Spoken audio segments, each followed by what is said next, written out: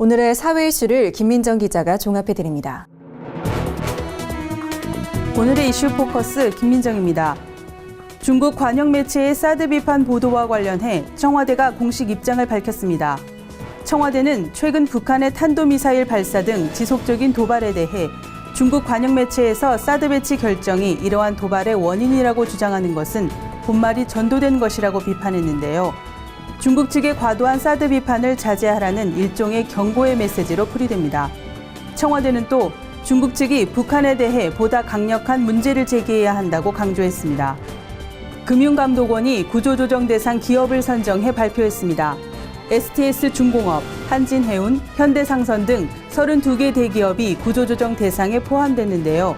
업종별로는 조선, 건설, 해운, 철강, 석유화학 등이 17개사로 전체 구조조정 대상의 절반 이상을 차지했습니다.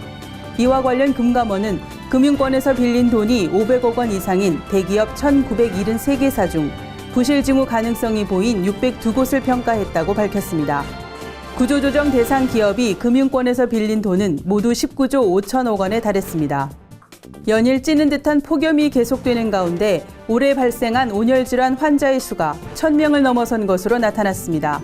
질병관리본부에 따르면 더위가 극심했던 최근 2주 사이 500여 명의 환자가 발생했다고 합니다. 이는 응급실 방문자만 집계한 수치로 병원을 찾지 않은 온열 질환자 수는 훨씬 더 많을 것으로 추산됩니다. 온열 질환자의 75%는 남성이었으며 26%는 65세 이상 노인인 것으로 조사됐습니다. 질환별로는 열탈진이 508명으로 가장 많았고 열사병, 열경련 순이었습니다. 8월의 첫 주말, 피서객들이 전국 휴양지에 대거 몰리면서 사건 사고가 속출했습니다. 지난 6일 여수에서 열린 바다 수영 대회에서 64살 강모 씨와 45살 조모 씨 등 참가자 2명이 숨지고 참가자 1명이 탈진하는 사고가 일어났습니다. 7일에는 영흥도 산재대교 인근 갯벌에서 조개를 채취하던 관광객 2명이 밀물에 고립됐다가 구조됐습니다.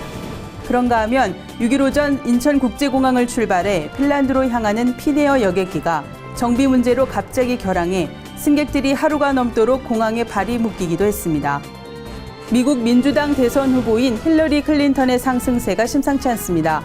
미국 일간 워싱턴 포스트와 ABC 방송이 실시한 유권자 전화 설문조사에 따르면 클린턴의 지지율은 50%로 42%인 트럼프를 8%포인트 앞섰습니다.